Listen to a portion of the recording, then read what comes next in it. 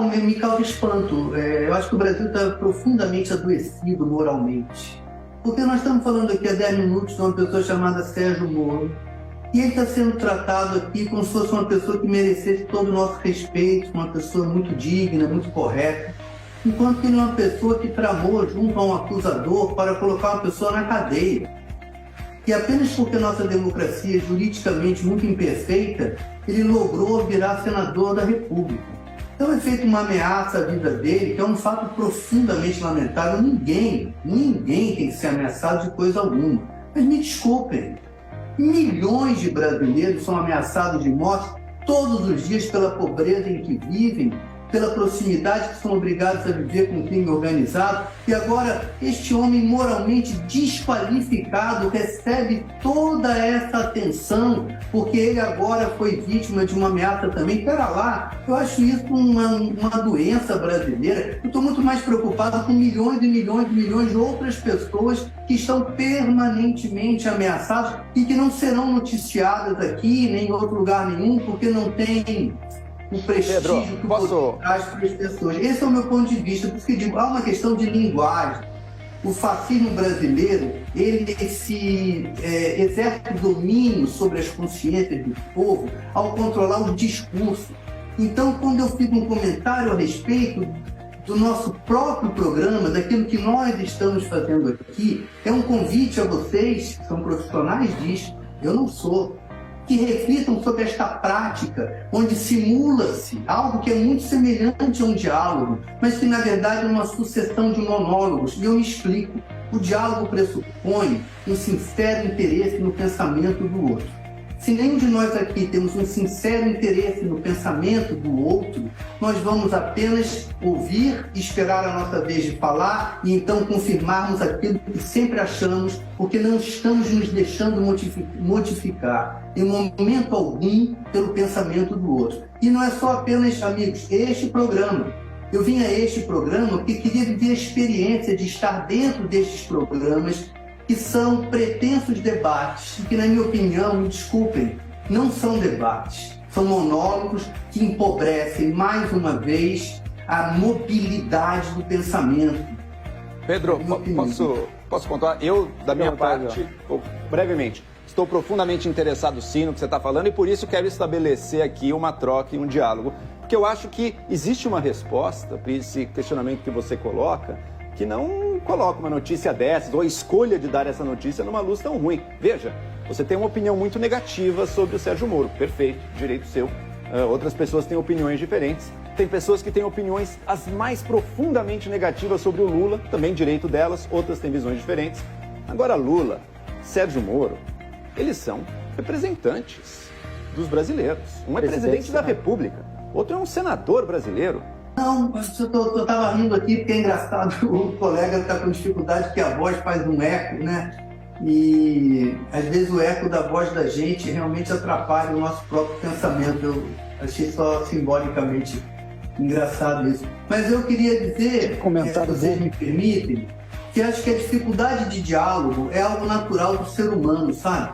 E eu trabalhei em televisão a minha vida inteira, então, assim, não sou jornalista, não tenho o hábito que os colegas têm de estar todos os dias dando notícias e tal, mas tem um hábito muito grande com a comunicação através do meio eletrônico, sabe? E o meio eletrônico, para quem está assistindo em casa, ele cria uma dificuldade ainda maior de ser permeável à ideia, que não é a ideia que você já tem. E nós estamos falando do Brasil como se o Brasil não tivesse vivido nos últimos 6 anos sob um regime muito agressivo à democracia, entende? Eu acho que não podemos mais falar do Brasil como se o Brasil não tivesse botado na presidência da República um torturador, um homem que defende a tortura e que até hoje há milhões e milhões e milhões de brasileiros que defendem um homem que defende a tortura. E nós tratamos desse fato como se ele fosse um fato corriqueiro da nossa vida democrática. É bom lembrar que Sérgio Moro foi ministro da Justiça de um regime fascista. Então, quando falarmos de Sérgio Moro, não é uma questão meramente de opinião, eu gosto ou não gosto, não, é uma questão de fatos. Ele foi ministro da Justiça de um regime liderado por um torturador. Ou eu estou dizendo uma inverdade? Jair Bolsonaro que ele era um torturador, literalmente, acho que não, Pedro. Ele era um apoiador da tortura, ele deu diversas declarações nesse sentido, mas acho que não consta que ele tenha torturado ninguém pessoalmente. Eu vou lembrar o momento em que ele torturou uma pessoa pessoalmente. Quando ele fez o voto dele a favor da abertura do processo do impeachment de Dilma, ele fez um elogio ao torturador dela, na presença dela. Pois bem, me desculpem, elogiar o torturador, no caso um torturador condenado, na presença da vítima torturada, é reincidir no ato de tortura. Ele fez isso publicamente. Esse é um ato de tortura. E outra coisa, defender a tortura é também um ato de tortura. Então ele é um torturador. E Sérgio Moro serviu ao torturador. E, no entanto, nós estamos discutindo aqui se Lula falou, se Sérgio Moro, isso e aquilo, como se Sérgio Moro fosse uma pessoa que merecesse o nosso respeito. Me desculpem, Sérgio Moro é uma pessoa desprezível, não é uma questão de opinião. Ele foi ministro da Justiça do governo de um torturador. É isso que me espanta, que esse debate, como eu digo, fique fingindo que o Brasil não passou pelo que passou. O Brasil não é o mesmo que era antes. O Brasil tem que olhar na sua própria cara e ver que é um país fascista, um país que botou na liderança um homem torturador. Não podemos ficar fingindo que isso não aconteceu, que é uma questão de opinião, que é uma questão de gosto. Ah, você gosta de Sérgio Moro, eu não gosto de Sérgio Moro. Não é, eu não gosto nem tanto assim de Lula. É que o Bolsonaro... Não é disso que se trata. É outra história, amigos. Daí então, Bolsonaro era presidente da República, eleito por um segmento da população brasileira. Evidentemente tem declarações dele que todos nós criticamos aqui, o passado que aos poucos também foi sendo revelado, tudo como a gente faz ao longo de cada governo. Sim, amigo, que nós só não sofremos um golpe de Estado efetivo porque Donald Trump não se elegeu nos Estados Unidos. Eu acho que se o Trump tivesse se reeleito, muito provavelmente ele apoiaria um golpe de Estado no Brasil, e o grupo desse Jair Bolsonaro e as pessoas em torno dele, eles não têm nenhuma timidez em dar um golpe de Estado aqui no Brasil. E eu vejo essa nossa conversa aqui, que é uma conversa que a gente humanamente tenta descontrair, porque ninguém aguenta ficar tão preocupado e tão sério o tempo todo, mas eu sinceramente não tenho vontade nenhuma de me descontrair quando o assunto é esse.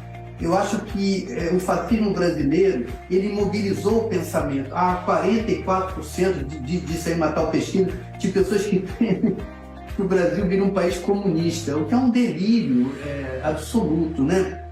E na minha visão, uma das coisas que fez o pensamento ficar imobilizado é a ausência de uma sincera dialética no jornalismo, entende? Por isso que eu insisto nesse ponto. Nenhum capitalista que investe na venda de informação paga para ouvir o que não quer. Nós jornalistas, aqui eu estou sendo irônico, eu não sou jornalista, temos que botar na mesa do público a opressão que nós sofremos dos nossos empregadores. Nós não temos total liberdade. Eu vou falar de mim. Na TV Globo, quando eu trabalhei, eu habitei a interseção ideológica possível entre eu e os interesses da TV Globo. Mas eu não sou jornalista. A minha matéria-prima não são fatos, são invenções.